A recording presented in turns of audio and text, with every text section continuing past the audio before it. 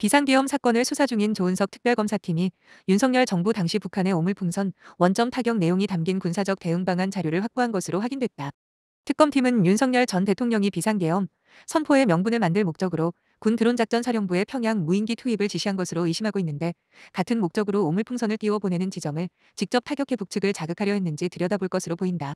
20일 서울신문 취재를 종합하면 내란 특검은 지난주 합동참모본부 압수수색을 통해 오물풍선과 관련한 군사적 대응 방안 자료를 임해 제출 형식으로 확보했다. 이 자료에는 북한에서 오물풍선이 날아올 경우 이를 타격할 수 있는 다양한 대책이 담겨 있는데, 무인기 침투도 하나의 방안으로 포함된 것으로 알려졌다. 북한 오물풍선 관련 군사 자료를 수사기관에서 살펴보는 것은 이번이 처음이다. 사실관계가 드러나면 외환 수사가 급물살을 탈 전망이다. 특검은 지난 17일 북한 무인기 침투 작전 관련 김용대 국군 드론사 사령관과 이승호 합동참모본부 작전본부장을 불러 조사했다. 다음 날인 18일 김 사령관을 긴급 체포하고 허위 공문서 작성 혐의로 이날 구속영장을 청구했다.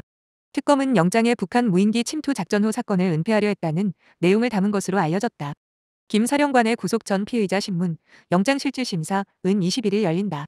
또 특검은 지난 19일 윤 전 대통령을 구속 상태로 재판에 넘겼다.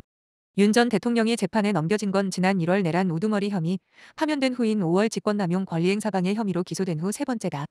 최대 20일까지 피의자를 구속할 수 있는 특검이 윤 전 대통령을 구속 9일 만에 이례적으로 빠르게 기소한 이유는 윤 전 대통령이 조사에 협조하지 않는 상황에서 추가 조사가 무의미하다고 판단했기 때문이다. 박지영 특검보는 브리핑에서 윤 전 대통령은 헌법상 마련된 대통령의 비상계엄 선포에 대한 사전 통제 장치를 무력화했다면서 윤 전 대통령에 대한 조사 실효성을 담보할 수 없는 상황에서 구속 기간만 연장해 계속 소환하는 게 적절치 않다고 판단했다고 말했다. 윤 전 대통령의 혐의는 특수공무집행방해, 직권남용 권리행사방해, 허위공문서 작성 및 동행사, 대통령 기록물법 위반, 공용서류 손상, 대통령 경호법 위반, 범인도 피교사다. 향후 외환 혐의 수사 상황에 따라 추가 기소될 가능성이 크다.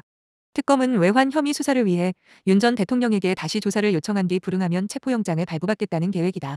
윤 전 대통령 법률대리인단은 입장문에서 윤 전 대통령에 대한 추가 기소는 결론을 정해놓고 짜맞추기 식으로 진행된 수사의 귀결이라고 주장했다.